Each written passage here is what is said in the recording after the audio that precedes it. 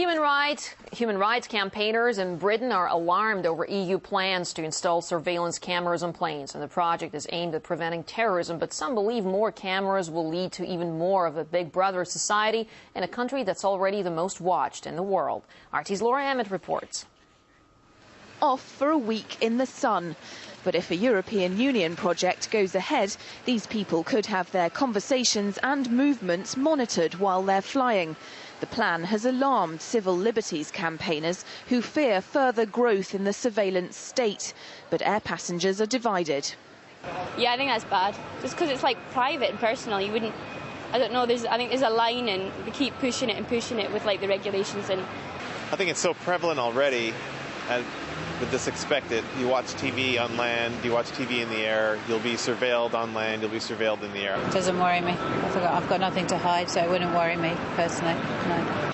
The EU project is aimed at tackling terrorism by analysing the way passengers behave in a bid to isolate potential bombers or hijackers when they're already on board. At the moment, surveillance on planes is mainly limited to a CCTV camera near the cockpit. Britons are the most watched people in the world, with more CCTV cameras per capita than any other nation. There are cameras on motorways, in train stations and in airports. And it's here at the University of Reading that the new Inflight surveillance system's being developed. It won't just include cameras, there'll also be microphones and special systems for monitoring unusual behaviour. Behaviour the system will eventually be able to pick up includes sweating, moving around the cabin in an erratic way and repeated visits to the toilet.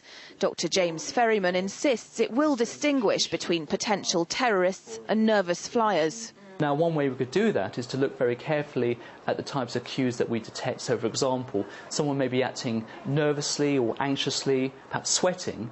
In isolation, of course, that doesn't say anything. It could be just, again, a nervous flyer. But it could be a terrorist. But we will only know that when we combine this information with other sources of information that come to play. I like to think of it as not Big Brother watching you, but Big Brother looking after you. Not everyone sees it that way. Campaigners say privacy is one of the litmus tests for a democracy, and mass surveillance erodes it enormously. It treats everyone as a suspect, and that completely contradicts one of the main tenets of democratic law, which is that everyone is innocent until they are proven to be guilty. Continuing surveillance, mass surveillance, be it video, communications, whatever the many ways that seem to just be creeping forward, completely goes against that and completely is a thorn on democracy. Apart from the civil rights issues, many question the efficacy of an on-board system. If a terrorist isn't caught at the airport, they say by the time a plane's 30,000 feet up, isn't it already too late? Laura Emmett.